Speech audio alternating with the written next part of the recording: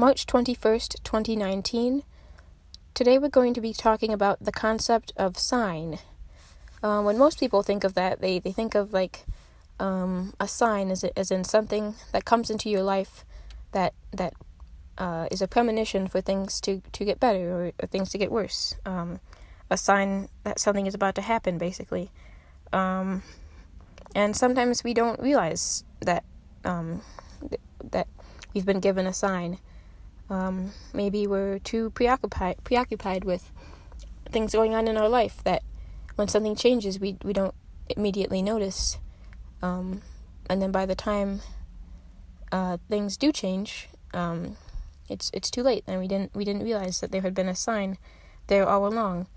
But sometimes it's a better thing where a sign comes into our life and we accept it as part of our lives, and it's not until we stop and contemplate that we realize that what that something was indeed a sign of things to improve. When you live a very high-paced life, you don't always stop to think about what's in your life or what's no longer in your life. And you kind of just push it to the side for the moment, and you believe that you will come back to that later. But later really never comes when you're living on the freeway pretty much your whole life. Which really is too bad. I think sometimes we do need to slow down and just look at things, just contemplate the existence of things as they are, our own existence, or our own, or other things' existences, like maybe stopping sometimes when you're driving home or driving to someplace, stop and pull over and just look at a tree or something, and maybe count as many of the tiny branches as you can, and contemplate how that tree appears to be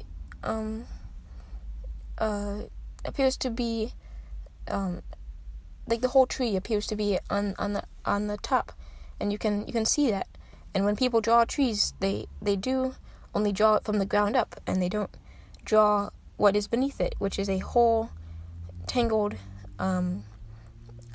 maze of root systems that reach farther and farther underground. In fact, the tree that we can see visibly above the ground is a lot smaller than what is underground, and that is quite obvious when some giant oak tree or maple tree that has been growing for years is uprooted, and we can finally notice the hard work that was put under to achieve the large behemoth that we see when we pass.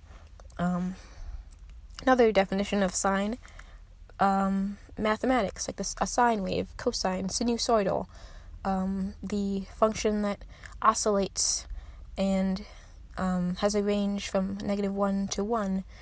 And I think in many ways that is also very similar to the other definition of sine, where our lives start to resemble a pattern sometimes, to the point where we don't know if our sign has been shifted or not.